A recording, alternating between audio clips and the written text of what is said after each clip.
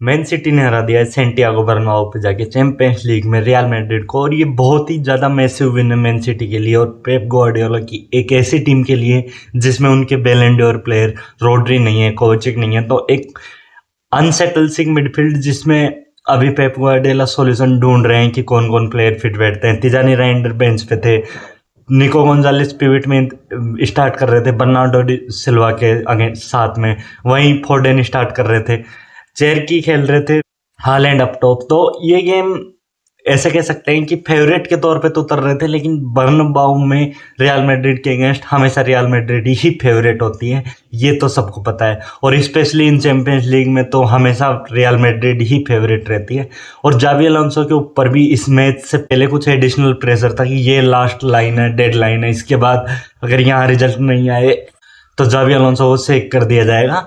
और ये जो नैरेटिव चल रहा है, मीडिया नैरेटिव, मेरे हिसाब से बिल्कुल गलत चल रहा है, क्योंकि जावी अलोंसो की भी कोई गलती नहीं है। स्क्वाड में इतनी इंजरीज है, जैसे उन्होंने आज स्क्वाड में एम्बापे को सिर्फ साइकोलॉजिकल इफेक्ट डालने के लिए रखा है, वैसे इंजर्ड थे वो, पर बेंच पे इसलिए रखा ताकि मैन सिटी को लगे कि हाँ एम्बापे भी सेकेंड हाफ में सब्स्टिट्यूट होके आ सकते हैं। तो साइकोलॉजिकल इफेक्ट डालने की कोशिश की गई जावी अलोंसो के द्वारा, विच इज गुड थिंग कि हमेशा सामने वाली टीम प्रेशर में रहेगी कि एम्बापे भी सब्स्टिट्यूट होके आ जाएंगे जब तक कि वो सारी विंडो यूज ना कर ले सब्स्टिट्यूशन की। रियल मैड्रिड ने बहुत अच्छे से गेम स्टार्ट किया, अच्छे से प्रेस कर रहे थे, वो मैन सिटी को प्रोग्रेस नहीं करने दे रहे थे। शुरू की 30 मिनट कह सकता हूँ मैं, रियल मैड्रिड एक तरफा डोमिनेट कर रही थी। मैन सिटी का एक भी शॉट ऑन टारगेट नहीं था शुरुआत के 30 मिनट्स में, और वहीं हालैंड को बिल्कुल स्पेस नहीं मिल रहा था।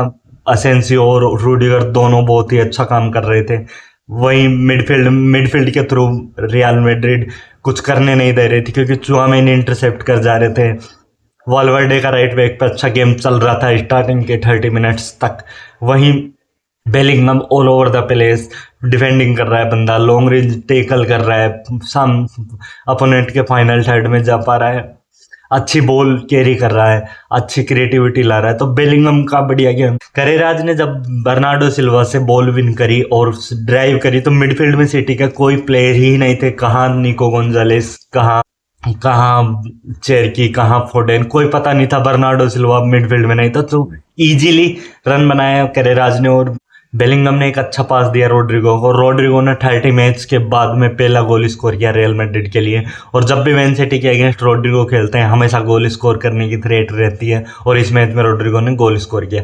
तो यहाँ तक रियल मैड्रिड का काफ़ी कंट्रोल था, मैच में 1-0 हो चुकी थी। रियल मैड्रिड थोड़ी प्रेगमेटिज्म अपनाने लग जाती है कि अब ज़्यादा प्रेस नहीं करेंगे सिटी को।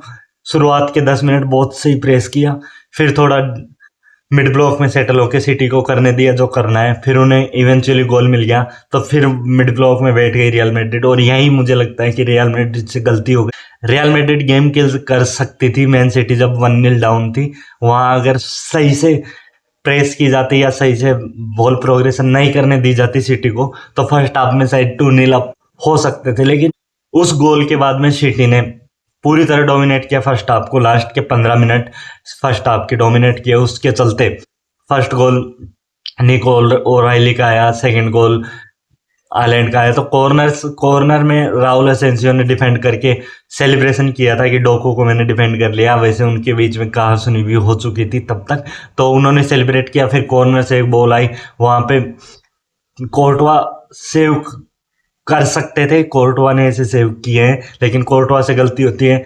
निको ओराइली एक अच्छा गोल स्कोर करते हैं वहाँ, और निको ओराइली का फर्स्ट चैंपियंस लीग गोल, और तुम्हारी फर्स्ट विजिट सैंटियागो बर्नाब्यू पे, और उसमें चैंपियंस लीग का गोल आ जाए तो फिर तुम्हारा कॉन्फिडेंस क्या ही हाई रहेगा। तो उसके बाद में सिटी ने डोमिनेट करना स्टार्ट किया। फिर निको गोंजालेस पिवट में अच्छे से काम करने लगे, डिफेंस से बॉल लाने लगे, अच्छे कम्युनिकेशन करने लगी सिटी की मिडफील्ड। चेरकी परेशान कर रहे थे करेराज को, लेकिन चेरकी 1v1 में बीट नहीं कर रहे थे करेराज को, लेकिन चेरकी क्रिएटिविटी ला रहे थे। वहीं डोकू ने वाल्वर्डे को काफ़ी बार 1v1 में बीट किया, गूलर को बीट किया जब सेकेंड हाफ में आए, बेलिंगम को बीट किया, असेंसियो को बीट किया। तो डोकू वो कर रहे थे जो डोकू से एक्सपेक्टेशन थी इस मैच में। बस वो फाइनल पास में गलती कर रहे थे डोकू, या फिर फाइनल पास में कोई प्लेयर पहुंच नहीं पा रहा था बॉक्स में जब डोकू उसको पास कर सके, तो वहां ओवरडू कर जा रहे थे डोकू, लेकिन डोकू ने काफी परेशान किया राइट हैंड साइड। वहीं बात करें, ओराइली ने अच्छा डिफेंडिंग की, गुआर्डियोला का टॉप नॉच गेम था ये। मुझे लगता है ये सिटी की टीम में एक हालैंड की पेनल्टी स्कोर की उन्होंने, लेकिन फोर्डेन और हालैंड दोनों का गेम अच्छा नहीं लगा मुझे। फोर्डेन ने early in the game yellow card ले लिया और फिर फोर्डेन बॉल पे दिखे ही नहीं, और दिखे हैं तो फिर उन्होंने कुछ क्रिएट नहीं किया जो फोर्डेन से एक्सपेक्टेशन रहती है, वो कुछ कर नहीं पाए खास बॉल के साथ में। वहीं बर्नार्डो सिल्वा कर रहे थे, हार्ड वर्किंग प्लेयर है जो वो कर रहे थे जो उनसे हो रहा था, रनिंग कर रहे थे, लेकिन फिर भी क्रिएटिविटी तो मिसिंग थी सिटी से। इवेंचुअली हालैंड कॉर्नर से हालैंड पे एक ब्रेनफोर्ड मूवमेंट होता है, रूडिगर हमेशा ऐसी डिफेंडिंग करते हैं, काफ़ी बार देखा है मैंने को, वो रेस टेकल करते हैं, वो ज़्यादा अग्रेसिव हो जाते हैं, अल्ट्रा अग्रेसिव अप्रोच बनाते हैं, बड़ी बड़ी आंखें निकाल के डराने की कोशिश करते हैं। वहाँ उनसे गलती हुई, वहाँ उन्होंने एक गंदा टेकल किया, उसकी ज़रूरत नहीं थी।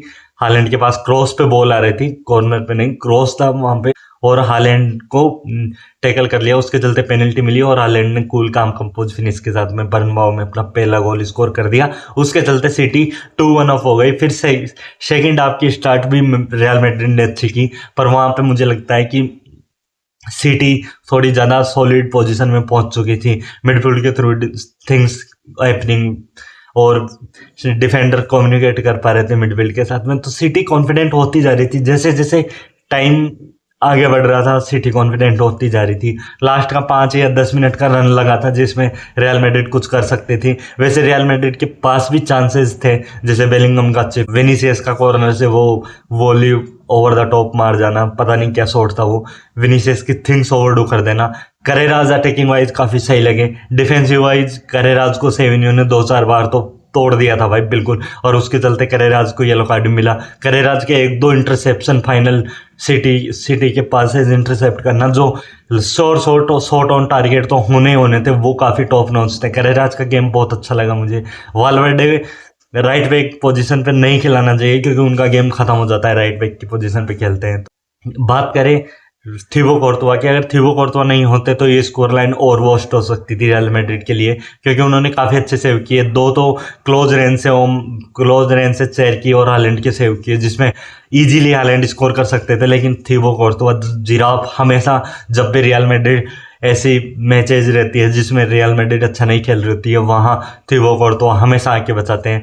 मैन सिटी का भी इतना खास गेम नहीं था, लेकिन मैन सिटी ने ग्राइंड किया रिजल्ट, और यहाँ पर अब जावी अलोंसो पे और एड ऑन प्रेशर आ जाएगा। वैसे आना तो नहीं चाहिए क्योंकि उसकी कोई गलती नहीं थी, मुझे नहीं लगता इस मैच में जावी अलोंसो कुछ अलग खास चीज़ कर सकते थे। तो आपकी क्या थॉट्स है कल रियल मैड्रिड के गेम को लेके? क्या जावी अलोंसो सेफ होंगे या जावी अलोंसो को और टाइम दिया जाएगा?